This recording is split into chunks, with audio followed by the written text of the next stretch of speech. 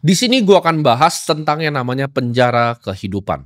Gue percaya untuk mencapai kebebasan itu selalu ada harga yang harus dibayar. Setelah nonton ini gue pengen kalian lihat diri sendiri kalian, ya, dan kalian ngaca apakah kalian itu layak untuk jadi orang yang bebas dari penjara kehidupan ini. Ketika lu lapar, ya badan lu tuh ngomong ke lu, please gue mesti cari makan. Ketika lu dirantai, ya badan lu ngomong, ini please ini harus dilepas. Kalau lu udah dirantai seumur hidup dan lu masih nggak mau lepas, ya lu memang deserve untuk jadi budak. Lu nggak layak untuk jadi manusia yang bebas. Kalian kira di mana dunia ini adalah dunia yang sama dengan dunia yang dulu, ya, di mana perbudakan itu sudah tidak ada lagi dan kalian adalah manusia yang bebas, memiliki freedom, memiliki kebebasan untuk memilih bekerja di mana, memiliki kebebasan untuk memilih makan di mana dan tinggal di mana. Nyatanya, ya kalian masih banyak yang pusing dengan cicilan yang ada. Ya, gua mau kasih tahu kalian fakta yang paling unik yang pernah terjadi di bumi ini. Berdasarkan sejarah, tahun 1883, Inggris itu bikin yang namanya Slavery Abolishment Act, di mana dia mau bebasin semua budaknya. Negara yang bayar, ya budaknya semua bebas. Dan ini menghabiskan 40% dari budget negara waktu itu. Dan hutang Inggris saking banyaknya untuk Slavery Abolishment Act ini, itu baru lunas, lo tahu tahun berapa? Ini 1833 dia bikin. Untuk bebasin semua budak Inggris, dia lunas bayar utangnya 2015. Dari 1833 ke 2015 kan tuh pajaknya banyak sekali yang dipungut oleh warga Inggris. Jadi untuk bebasin budaknya, dia bikin sistem perbudakan pakai kredit lagi. Jadi budaknya tuh nggak pernah bebas gitu, lucunya ya. Jadi lu bebasin budak 1833, baru lunas tuh 2015, ngaco itu, ya.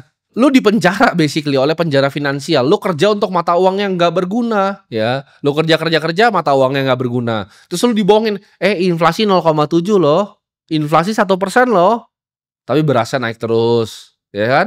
Sekarang gue pengen tanya deh, yang paling banyak nggak mau dibahas sama orang, ya, tentang judol. Kenapa sih masyarakat Indonesia banyak yang judol? Kenapa sih Filipina banyak yang judol? Kenapa judol di Amerika nggak besar? Kenapa yang bikin judol di Amerika tuh bukan konglomerat? Ya. Konglomeratnya orang-orang teknokrat. Kenapa bukan orang-orang judol seperti di Indonesia? Gue kasih contoh ya, ini ada tempat namanya Santa Cruz del Islote. Ini jadi tempat kecil banget ya, di mana ini ada 800 orang yang tinggal di kayak pulau kecil hancur gitu. Gue minta editor gue masukin mungkin pulaunya, kalian dapat gambaran sedikit. Ini semua orang kerjanya setiap hari di sini berjudi, teman-teman. Ya, berjudi. Oke, sekarang gue mau tanya, ya, apakah ini beneran salah orangnya atau ini salah sistemnya? Oke, kalian ngerti nggak? Kenapa di Amerika itu nggak di-ban? Bahkan ada yang dilegalkan. Sports betting tuh ada yang dilegalkan di Amerika. Ke kasino tuh boleh loh di Amerika. Las Vegas tuh ada orang boleh berjudi. Kenapa nggak hancur semua? Kenapa di sini disalahkannya orang hancur karena judol? Ya kan? Orang bilang itu menghancurkan hidup orang, ya kan? Tapi kenapa mentalitas masyarakat yang mau judol? Gak cuma negara kita. Ini gue ngomongin negara-negara miskin lah. Filipina juga sama. Dibilangnya hancurnya karena judol. Enggak, menurut gue bukan hancur karena judol. Hancur karena kebohongan. Ya. Karena rantai-rantai finansial yang ditaruh di leher lu. Maksudnya apa? Lu dikasih gaji 3 juta. Ya. Lu dibohongin kalau inflasi itu 0,7. Ya, barang-barang gak naik. Tapi ketika lu belanja ke pasar, anjir, cabenya mahal. Terus lu nganti LPG, mak lu mati. Ya kan? Terus LPG-nya naik 2.000. Tapi lu cek datanya. Oh, inflasi 0,7. Tapi LPG-nya naik 2.000, 3.000. Terus berasnya naik. Gue tahu sendiri sih beras naik. Karena gue setiap minggu tuh bagi berapa ton. Bisa 10 ton lebih gue bagi. Jadi gue tahu persis harganya itu berapa. Ya, kualitas yang mana, harganya berapa, gue tahu persis. Karena gue biasa gue ngabisin semua gitu. Pengepul-pengepul yang di sini gue ambil berasnya buat gue bagiin. Gue tahu persis harganya berapa. Terus itu berani-beraninya gitu. Mereka bilang itu 0,7. Itu menurut gue sih apa ya menurut gue. Kalau mau bohongin tuh boleh, tapi jangan bohongin tuh ekstrim gitu. Contoh seperti angka kemiskinan. Kan sekarang kita angka kemiskinan 8,5%, ya kan? Kalian tahu nggak realnya angka kemiskinan itu berapa? Menurut gue sih setengah. Menurut gue bisa salah gitu. Orang yang dalam kondisi ekonomi seperti itu, anaknya nggak bisa cari kerja, istrinya meninggal ngantri gas. Secara psikologi apa sih yang dia cari? Jalan keluar. Jadi dia pencet-pencet kayak orang tolol. Memang tolol kelakuannya itu, tapi dia pencet-pencet gitu kan. Kenapa? Karena udahlah gaji gue 3 juta 5.000 gue masukin, gue pencet-pencet. Karena dia dikerjain terus gitu loh. Dia dikasih mata uang yang gak berguna, bekerja, ya. Inflasinya dibohongin, angka kemiskinan dibohongin juga. Coba gue tanya, apakah lu gak dipenjara di kehidupan ini ketika gaji lu tuh gak naik dan makanan lu naik? Ini sederhana, pertanyaan sederhana loh. Lu dipenjara gak? Gaji lu gak naik, makanan lu naik. Tapi dibilang nggak naik ya, lu yang goblok, lu di gaslight gitu loh. Enggak, ini nggak naik loh, makanannya nggak naik loh. Datanya nggak naik, 07 datanya 07 nggak naik bulan ini. Tapi gaji lu tahu nggak naik, makanannya aslinya pas lu ke pasar naik. Tapi ketika lu nyalain TV dibilang nggak naik. Lu jadi gila gitu. Gak cuma itu, hutang lu numpuk bos. Ya, Lu dikejar rentenir, lu diajarin buat KPR, oh cari ya 700 juta beli rumah, ya kan? Lu kerja sampai mampus, bayarin rumah lu 25 tahun lunas. Ketika sudah lunas, digusur. Ini sertifikat saya, Pak, sertifikat saya. Itu cuman kertas, kita bikin lagi di pengadilan, kita bikin ulang. Gimana caranya orang gak jadi gila gitu. Ini namanya penjara kehidupan, tapi ini gak bisa disalahin. Ini memang sistemnya, dan gue dari kecil udah tahu sistem gini, gak adil. Gue main catur nih, pion gue diambil semua. Kuda gue diambil, sisain benteng 1 sama raja sama ratu. Lawan full tuh. Ya tetap harus dimainin catur gitu. Tapi gimana caranya cari? Orang kan akan main gitu kan. Dia majuin gitu kan. Ratunya mati gitu kan. Lu majuin bentengnya mati. Kalau gue begitu, gue cari cara. Gini pion lu gue ambil juga. Lu main curang sama gue curangin lu balik ya. Sistemnya curangin gue curangin balik sistemnya. Nggak gue pakai bos kertas lu. Gue pakai cuma buat transaksi doang. Buat investasi ogah gue pakai kertas yang lain. Kan lu mainnya curang sama gue. Ini adalah penjara zaman sekarang. Lu tidak dirantai dalam jeruji. Lu cuma dikasih KPR 20 tahun. Ya kan. Lu gak dikasih gaji naik. Makanan lu semua naik. Lu kerja 60 jam seminggu. Di pekerjaan yang lu benci. Itu apa bukan rantai jeruji? Lu bagus di penjara zaman dulu. Bagus jadi budak zaman dulu, lebih happy. Nah lu pikir, oh lu gak dirantai gitu. Apa bedanya lu sama pakai masker dulu? Lu dirantai sama apa tadi? Hutang finansial. Ya, beban finansial. Lu dirantai sama apa lagi? Media propaganda. Nah lu udah nonton gue ini, gue saranin lu kalau punya TV, mak lu gitu nonton TV tradisional, lu lempar aja TV-nya pakai remote gitu loh. Lu bilang ngapain nonton sampah kayak gini? Ini gue baru bahas kemarin. Ya gue baru bahas sama partner gue, bro kakak, kita lagi makan ya kan, makan nasi lemak. Kita lihat kan TV kan. Gue nggak sebut lah tayangannya apa, tapi gue liat TV. Gue bilang gila, ini isinya tuh cuman bunuh orang, kebakaran, perkosa. Kita sampai ketawa-ketawa. Isinya bunuh orang, kebakaran, perkosa, bunuh orang, kebakaran, perkosa, tusuk orang, bunuh orang, kebakaran, perkosa, tusuk orang. Gitu terus bos. Gak ada berita substansial, gak ada edukasi. Lu ganti channel sinetron kan gila gitu. Mereka fear mongering, takutin lu terus. Buat apa? Bikin pikiran lu jadi gila. Lu udah kayak begitu, lu nonton kan pulang kan lu mau apa? Anggap istirahat, lu nyalain TV, bunuh, kebakaran, tusuk, perkosa lagi. Capek gak sih? Lu buang aja gitu tradisional media, lu buang ke laut, jangan sampai mereka bisa syuting lagi. Lu ngapain kasih duit ke mereka terus mereka iklanin lu kan. Sampo gitu kan, mereka dapat duit 1 M gitu. Ngapain lu kasih makan orang-orang kayak begitu? Stop gitu pembodohan publik. Stop gitu bilang. Oh ini penyakit, pakai masker. Masker. Gue zaman dulu ya sering banget gue pengen berantem gitu kan sama orang. Gue zaman 2020. Pak, izin Pak pakai masker. Gue bilang enggak, saya enggak berkenan pakai masker. Pak, tapi peraturan saya enggak peduli peraturan kamu. Enggak peduli gue peraturannya. Peraturan apa pakai masker? Enggak pernah kena. Gue enggak pernah sakit flu, ya. Flu aja dibesar-besarkan gitu kan. Terus pakai media waktu itu ingat enggak di syuting, jus pakai apa? Ada kuburannya banyak gitu kan. Ada api-apinya biar dramatis kayak Hollywood gitu. Di mana tempatnya sekarang gue tanya, ayo. Bisa jawab gak? Gue cuma tanya aja tempatnya di mana. Ada loh di media waktu itu. Gue simpen videonya di sini. Saya nggak mau gue tayangin, ntar ketahuan medianya yang mana. Ada itu pakai dramatis banget loh itu. Dia bikin pakai api-api. Ada kuburannya berjejer gitu kan. Terus karantina Pak, karantina Pak. Gue pulang nih, ya kan? Gue pulang set. Karantina Pak. Karantina apa lu ini? Gue di hotel bintang 6. Ya kan gue ngaso terus gue keluar. Itu kalian tuh goblok banget gitu loh, percaya gitu goblok luar biasa gitu. Kayak isi otaknya tuh apa masker pak. Gue tanya dokter-dokter yang di sini gitu kan, lu pakai enggak? Gue nggak percaya karena belum dites.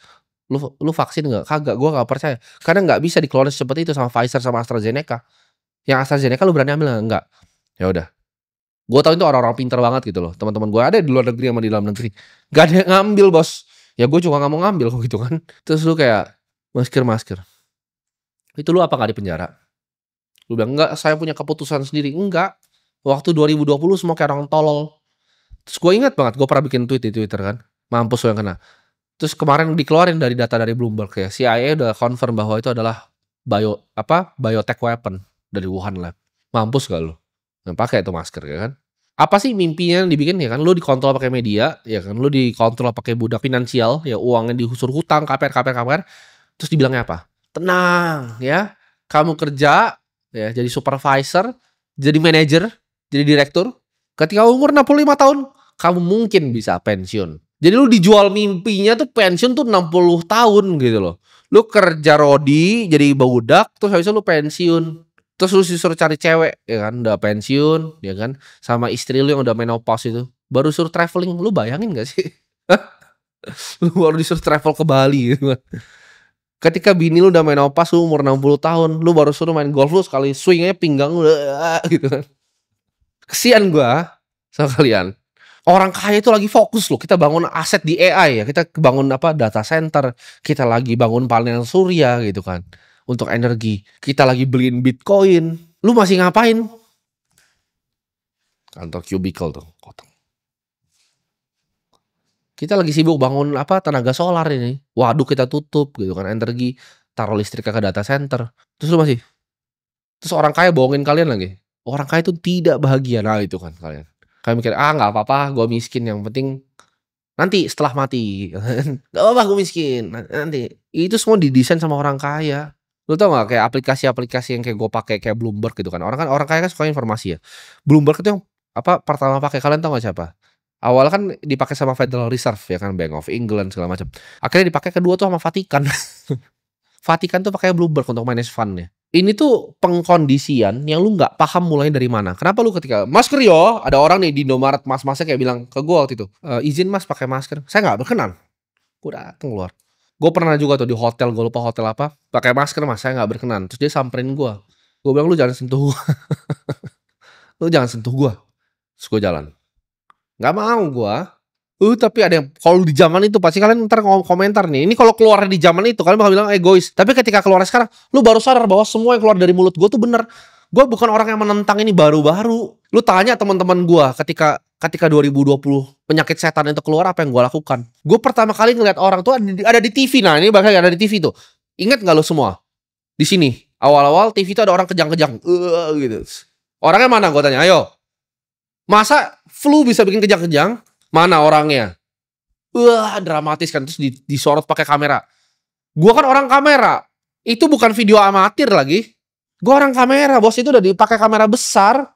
Gua tahu kamera apa itu. Kejang-kejang. Videonya hilang. Udah gak ada lagi. Bikin orang takut, panik ya. Mama lu timbun makanan, lari ke supermarket. Itu gue paling bingung tuh pas orang lari ke supermarket kan. Gue lagi di mall di sini, terus orang lari gitu kan. Indomie. Saya ampun, goblok lu semua. Kenapa? Pengkondisian dari dulu, dari zaman sekolah. Permisi bu guru, saya mau pipis. Itu apa sih? Hah? Ada belnya, teng tong, udah saya. Itu tuh nggak bel tuh buat apa? Itu bel pabrik bos. Teng tong, masuk pulang makan. Ada jam makannya ya makan aja kalau lu mau makan gitu kan. Kenapa kayak haram banget gitu makan pas pelajaran gitu? Emang nggak boleh lu nonton gua gini ambil makan? Kenapa haram gitu? Makan nggak boleh. Ada jamnya, jam makan. Karena itu budak. Cuman budak yang ada jam makannya. Gue nggak ada jam makan. Ya. Gue pernah ditampar sama guru waktu itu. Gue lupa guru apa, guru geografi kalau gue nggak salah, masih ingetin gue. Guru geografi gue tuh pernah tampar gue. Karena gue pernah angkat tangan gini kan. Orang kan angkat tangan kan. Gue tuh selalu langsung jalan keluar. Terus tanya kenapa kamu nggak izin? Ya saya nggak mau izin. Saya mau ke toilet. Ngapain gue ke toilet mesti izin lu? Kayak apa hubungannya lu sama gue kencing gitu loh. Kayak itu dari dulu tuh gak pernah masuk di pikiran gue. Kenapa? Misi bu guru, saya mau ke toilet. Itu sistem goblok gitu loh. Itu bikin lu semua jadi budak. Makanya gak bisa mikir. Ketika masker ya. Ketika KPR ya. Sertifikat tanah. Itu lu gak bisa tahu. Mana yang benar, mana yang salah. Kenapa kamu gak sopan nih motif? Memang saya gak mau sopan. Kalau menurut lu itu adalah izin untuk kencing itu kesopanan, ya gue gak mau. Ya. Kenapa? Karena semua kode moral, etika yang dibikin sekolah itu dibikin sama manusia. Itu mental conditioning ya. Lu disuruh bel teng tong, makan kapan, izin ya bu guru mau ke toilet, ujian ya menghafal ya. Kalau ada yang kreatif lu buang kreativitas lu, hafal ya. Sejarahnya juga yang ditulis belepotan kok di buku. Gue pas baca bukunya goblok nih tulis buku. Coba itu kan propaganda semuanya. Kenapa? Kan gue ngomong, gue sekarang juga baru tahu banyak hal ya. Ngomong sama orang-orang di belakang dunia politik, gue tahu itu sejarah isinya semua scam, bohong semua, salah semua tulisannya. Apa sih yang dilakukan sama media-media itu? Fear mongering gue bilang tadi, ya kan. Lu buka isi ada orang tusuk orang. Itu politik, ya kan, debat politik. Terus tadi akan bilang, kalian tuh sebagai warga itu harus pinter politik ya, harus melek politik. Ya. Gue melek politik pun gue nggak pernah mau bahas tentang politik di sini. Kalian yang nggak punya duit tapi kalian jadi ahli politik, fungsinya apa sih di teman-teman kalian? Kelihatan keren lu di tongkrongan. Lu debatin temen lu sampai berantem tentang politik. Udah bayar dulu lah itu, jangan nyicil dulu, bayar es teh ya. Bayar dulu. Kan lu nonton Rocky Gerung sekali set kayak wah gue filsuf nih. Ahli politik nih gue gitu kan. Nggak begitu teman-teman ya. Nggak perlu begitu. Fokus dulu, benahin diri sendiri. Ya ibarat pesawat lu pakai masker oksigen untuk diri sendiri baru pakai ke orang lain. Lu aja belum bener kalau lu ngurusin orang lain, kalau lu ngurusin negara, lu ngurusin politik, fungsi lu apa? Balik lagi nanti kalian akan bilang, "Oh, ini adanya demokrasi." Ya itu nantilah itu buat video nanti gitu. Tapi kalian tuh udah dikondisin buat jadi budak ya. Coba gua tanya tentang makro. Lu tahu apa? Tapi kalau gua tanya, siapa yang selingkuh kemarin? Nah, tahu semua lu. Ini selingkuh, anaknya ini kabur sama cowok, lu tahu semua gosipnya. Kalau gua tanya, oke, interest rate kemarin apa yang terjadi? Di Jepang apa yang terjadi? Bank of Japan ngapain? Gak bisa jawab. Gak aware tentang situasi asli yang terjadi di dunia. Aware tentang gosip artis. Balik lagi, itu semua didesain entertainment, badut-badut ini semua dikasih ke depan kalian, disogohin ke depan kalian. Ini ada alasannya. Gue ngomong kayak begini tuh berbahaya untuk mereka.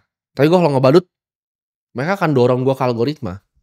Niat jadi pengusaha itu lu dibunuh ya. Semuanya tuh didesain untuk jadi monyet pabrik. Kalian dibunuh niat pengusahanya. Ketika dulu jualan di sekolah, lu diketawain. Lu mau jualan nih, lu kan dengerin gue, lu mau jualan nasi uduk di sekolah. Jualan nasi uduk. Sama teman-teman lu yang semuanya monyet yang, "Bu guru saya mau pipis." Gitu. Itu yang gue udah tahu dari dulu, makanya gue males main gitu loh di sekolah. Karena gue fokus jualan aja. Gue jualan di luar, biarin di depan mereka duduk. Mau masuk kelas, mereka duduk paling depan. "Ya Bu Guru." Belajar sejarah palsu belajar. Nilai 100 ya kan. Apply, kerja ya kan. Coba lu lihat sekarang semua angkatan gua. Yang satu sekolah sama gua, jadi apa semuanya. Kalau datang sini gua suruh nyapu kali sini kantor gua. Tapi dulu nggak ada yang pernah mikir kan seperti itu. Pemikiran beda ini gua pengen taruh ke kalian. Buat kalian jadi orang lebih baik. Kenapa? Karena gua peduli sama kalian. Ya gua ngapain lihat lu jadi budak tadi yang bel. Ting tong gitu. Karena ntar belnya udah gak ada lagi. Lu diganti sama robot. Gue zaman dulu itu gue tidur paling belakang. Ya, gue paling belakang, gue datang cuma buat tidur. Ini gue sumpah ya, kalian percaya gue sekolah tuh nggak bawa tas bahkan. Bukunya nggak ada yang gue beli. Ya, gue SMA nggak beli buku. Kenapa? Karena kalau lu benar-benar punya otak, ada soal, jawaban tuh udah pilihan ganda tuh jawaban udah di situ. Kalau matematika lu tinggal kerjain terbalik. Kalau punya otak dikit aja lu punya otak gitu. Itu nggak perlu belajar semuanya. Ketika ditanyakan, "Ini apa nih? Akuntansi." Gila, gue udah baca buku security analysis segini tebel, terus lu ngajarin gue akuntansi dasar gitu kan. Persamaan dasar akuntansi gue bagus pulang sebenarnya. Itu kalau ada pilihan dulu buat pulang tuh gue udah pulang, karena kadang gue kabur gitu. Karena ngapain gue belajar pelajaran monyet begini gitu loh. Itu, gue disuruh belajar dengan pace yang sama monyet-monyet lain gitu. Jadi itu yang gue nggak bisa. Harus keluar dari sistem seperti itu. Ngapain lu belajar materi 1 jam kalau bisa pelajarin dalam 5 menit? Ya kan? Ngoceh 5 menit. Kenapa? Kenapa seperti itu? Kalian kan anggap ini sebagai hinaan kan? Enggak. Kenapa? Lu pikir coba. Pikir matang-matang. Kenapa sejam itu belajarnya, itu pelajaran yang bisa sebenarnya dipelajari 5 menit. Karena mereka selalu ngajarin waktu itu ditukar sama uang. Nah ini yang bahaya. Ini yang bikin lu jadi budak. Mereka ngajarin waktu itu ditukar sama uang. Lu gak pernah diajarin konsep uang jadi uang. Selalu waktu lu ditukar untuk uang. Tapi apa yang dilakukan orang-orang kayak gue? Gue selalu tukar uang gue untuk waktu. Ya. Orang bilang, "Kenapa naik private jet?" Karena gue gak usah ngantri. Turun langsung turun. Gak nunggu dulu lama gini kan. Dia buka pintunya lama. Private jet tuh cepet turun, buka turun karpet. Naik juga sama. Halim masuk launch, langsung kiri naik pesawat. Gue gak zigzag dulu begini. Ada scan tit. Private jet lu coba bawa koper di private jet. Gak bakal di scan, lu bakal set lah jalan. Kalau itu kan tit. Nunggu di launch. Walaupun launchnya enak di Safari launch, tapi nunggu itu. Delay. Nunggu orang lain masuk. Percuma lu mau bisnis kelas juga percuma. Duduk paling depan. Emang nyaman duduk depan. Nunggu orangnya masuk satu masuk. Udah full baru terbang. Nunggu giliran terbang. Nunggu giliran turun. Kadang diputar dulu di atas. Lu kalau ke Bali, lu naik pesawat biasa tuh 1 jam 40 menit. Lu naik private jet itu sekitar 1 jam doang. Karena dia terbangnya lebih tinggi dan lebih cepat. Gitu. Waktu, belinya waktu. Kalau orang miskin itu selalu mau tukernya waktu mereka untuk uang, untuk tiket yang lebih murah, ekonomi yang lebih murah. Mereka pilih transit 12 jam. Itu nggak pernah masuk di otak gue dari dulu. Dari zaman gue miskin itu nggak pernah masuk. Lu cari tiket yang paling murah buat transit 12 jam, lu buang waktu 12 jam, dibanding lu pakai 12 jam itu untuk mikir hal yang produktif. Kenapa? Karena waktu lu nggak ada harganya. Selalu hargain waktu. Nah ini kan dikondisikan dari sekolah. Lu diajarin jadi monyet yang lemot di sekolah. Lamban, cara pikirnya lamban. Jadi lu harus ngerti ketika gue bilang lu nggak punya waktu untuk tidur siang, lu kayak bayi, ya lu nggak punya waktu untuk jadi orang yang depresi. Kenapa? Karena waktunya sebentar lagi bos, ya 2030 tuh sebentar lagi. Gue setiap bangun, gue fokus 100% dari otak gue, fokus untuk gimana caranya gue jadi terbaik, jadi investor yang lebih baik. Di craft gue ini cara gue jadi yang lebih baik itu gimana, itu yang gak usah pikirin. Lu mau orang tua lu tiap hari nangis karena bebannya berat, ya. Karena di setiap keluarga, gue percaya pasti ada satu orang yang berhasil mengeluarkan semuanya. Dan gue harap itu kalian nonton ini. Gue di sini nggak bukan untuk menghina kalian, gue ngajarin kalian. Kayak di keluarga gue, akhirnya gue kan satu orang yang beda, ya. Yang dulu nyokap gue takut karena gue dibilang nakal di sekolah, dipanggil terus dia ke sekolah dulu karena gue kabur terus karena gue ngerasa pelajaran monyet gitu. Terus terbukti kan gue yang bener gitu. Gue 18 tahun keluar dari SMA itu, gue ngajarin sekuritas loh cara baca laporan keuangan. Gue lebih pintar dari semua guru akuntansi gue di situ. Terus ngapain gue datang ke situ? Gitu. Itu tempat buat monyet gitu menurut gue. Jadi akhirnya ada satu orang gitu yang willing to do the hard work, yang willing to be smarter, belajar terus, baca buku terus, telan buku segini gue telan. Apapun gue bayar untuk investasi leher ke atas gue lakukan. Berapapun uang yang gue punya selalu gue beliin balik untuk investasi leher ke atas. Itu yang gue lakukan dulu. Dan akhirnya sekarang ya, semua keluarga gue udah pensiun. Sampai 3-4 turunan ke bawah udah gak perlu kerja lagi sekarang. Mungkin banyak yang tanya deh kali, kenapa gue gak ke orang lain? Kenapa gue masih buka kamera ini? Kenapa gue masih peduli sama kalian? Kenapa gue gak naik jet aja fuck off ke Saint Moritz di Swiss gitu? Terus gue liat mobil-mobil klasik, terus gue fuck off ngeliatin kalian gitu. Jawabannya sederhana, karena gue juga dulu budak kayak lu. Gue tuh dirantai dulu, tau kan? Gue udah tahu gue harus lepas, tapi akhirnya bisa lepas. Gue berjanji di diri gue, ketika gue bisa lepasin rantai ini, gue akan bantu lepasin kalian satu-satu. Itu janji gue ke diri gue sendiri. Gue udah tahu gue dirantai. Tapi problemnya kalian banyak yang bahkan gak tahu kalian tuh dirantai nih. Kalian udah tahu nih, lu dirantai nih sekarang. Gue dulu dirantai, gue udah pengen lepas di sekolah tuh anjing. Gue gak mau pipis bu gitu loh. Gue udah tahu dirantai bangsat ini. Cuman gue janji, kalau ini berhasil gue pecahin rantainya, gue akan bantu bukain kalian satu-satu. Buat yang mau dengerin gue, karena gak banyak yang mau dengerin gue. Ya mungkin 99% ini gak mau dengerin gue. 1% yang mau lempar TV-nya itu stop lu dengerin TV-TV monyet kayak begitu. 1% dong. Gue ngomong ke lu semua 1% ini. Gue pengen bukain rantai lu. Karena akan ada perlawanan yang gue mau bikin di sini. Ya, dari kalian semua. Gue gak mau lihat orang tuh dirantai begini terus. Ya, ada caranya dan gue tahu caranya. Lu adalah orang yang tipe gak pernah ngasih effort ya 150% ke apa yang lu pernah kerjain. Gue selalu kasih 150% terbaik. Apapun yang gue kerjain, gue akan jadi yang terbaik. Gue nyetir mobil, gue anggap itu ada presiden di belakang gue. Gimana caranya gue gak ngerem-ngerem, ngegas-ngegas kayak orang tolol gitu, kayak angkot gitu. Lu gak pernah mikir seperti itu ya. Gimana caranya nyetir bahkan yang efisien. Gue kalau mutusin main basket, gue pastiin gue jadi yang terbaik. Gue mutusin gue main piano, gue pastiin gue jadi yang terbaik. Gue mutusin buat main game, bahkan gue coba yang jadi yang terbaik. Gue mutusin untuk nyalain kamera ini, gue coba lah at least untuk bikin yang terbaik. Ya karena gue udah bagi ilmu kan di sini. Gue nyalain kamera ini buat apa? Buat kalian stop gitu nonton influencer sampah. Gue tuh baru nyalain kamera 2-3 tahun lalu kan. Gue benci banget gitu dulu. Ada yang aja, oh ini cara investasi saham, ini cara investasi kripto. Tapi mobil lu Avanza gitu. Apa sih yang lu ngerti tentang saham? Apa sih yang lu ngerti tentang kripto? Influencer LCGC ini, gue pengen mereka semua channelnya mati gitu. Gak ada lagi, lu lempar aja buang tong sampah gitu. Atau orang ngaku-ngaku, oh ini ada orang punya duit 20 miliar. Jadi lu pikir gitu yang dalam. Pikir matang-matang gitu.